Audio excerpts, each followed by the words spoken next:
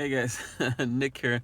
I'm kind of a little curved around here because the sun is shining back here, so it creates a glare when I'm looking the other way. So I just wanted to share something with you today, something I learned in a different way from a book, but I've learned this a long time ago and never kind of understood it the way this thing puts it. But it's the law of influence, and I'm reading from The Go Getter. It's a great book. I recommend it. But the law of influence says your influence is determined by how abundantly you place other people's interests first.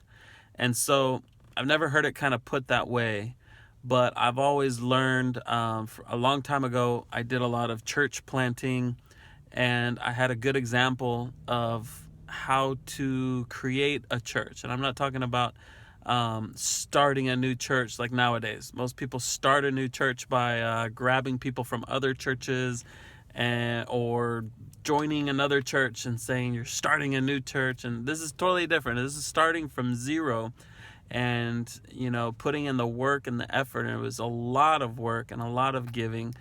And so after a year, you have a nucleus of maybe 100 people.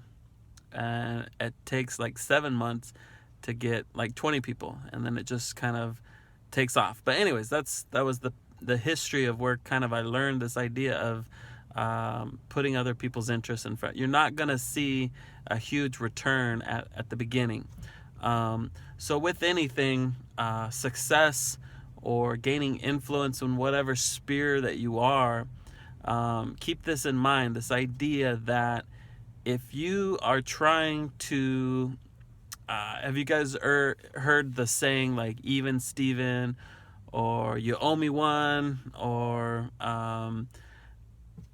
it's just these underlying principles that we want to keep it even in business or relationships. We don't want to give too much because that person's not giving enough, or whatever. Even Steven. Well, I would encourage you to kind of throw that out the window and remember this. I'll read it again. The law of influence. Your influence is determined by how abundantly you place other people's interests first. So with networking or anything like that, we've all come into places where like maybe the pastor or the business leader or a teacher or someone is focused on themselves and focused on their this or that. And it's not very attractive. It's not magnetic. So I would just encourage you to quit keeping score and start giving. And how much can you give? Can you outgive the value of what you're expecting back?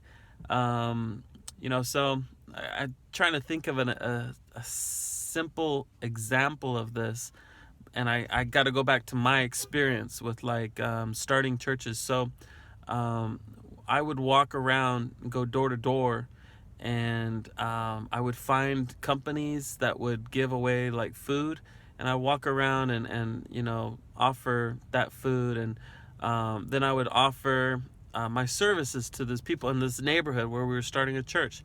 I would, let them know, maybe the older grandma, I said, I can mow your lawn once a week. I can come by here. Or you need prayer, or somebody is in the hospital. Well, let's go. I'll take you, and we can go pray for that person in the hospital. Oh, you need someone to come and just whatever, pick you up to go get groceries once in a while, once a week or something. And so whatever I could do to serve, and these people, this was a poor neighborhood. I'm not they have nothing to offer, right? Nothing to give. And so after doing that every week for a year, that's how you create this following, this influence in that neighborhood. And all of a sudden you are on their mind all the time. Like anytime anybody says, oh, we're looking for a church, hey, you know what, that church down, they are so giving and they help us. And so that's the example that I can give just from top of my head and from experience. But again, the this is a great book. It's called The Go Getter. I would go and get it if I were you. But the law of influence, if you're looking to gain influence, no matter what you're doing, business or church stuff, Another example. I do this throughout the years. When I was a little more active in ministry, got to sit down with a good brother yesterday and have breakfast with him, and he was so kind to invite me and my wife over, and we did that, and I was able just to listen to the young man, and listen and listen and listen, and he got to talk and get some stuff off his chest. And all the way through, I'm asking my brain, because I'm trained to do this, to serve people, and to give, to be a giver. I'm just asking, what can I do to bless this person? What can I do to help this person? That's the whole time I'm listening. And that's one thing that you can do too with people, is just give your time, give your ears. And so anyways, I came up with an idea at the very end. I just, it's a very simple gesture, but just something, I could do for that person. And so that's what happens when your mind, not what can this person do for me, but what can I do for that person.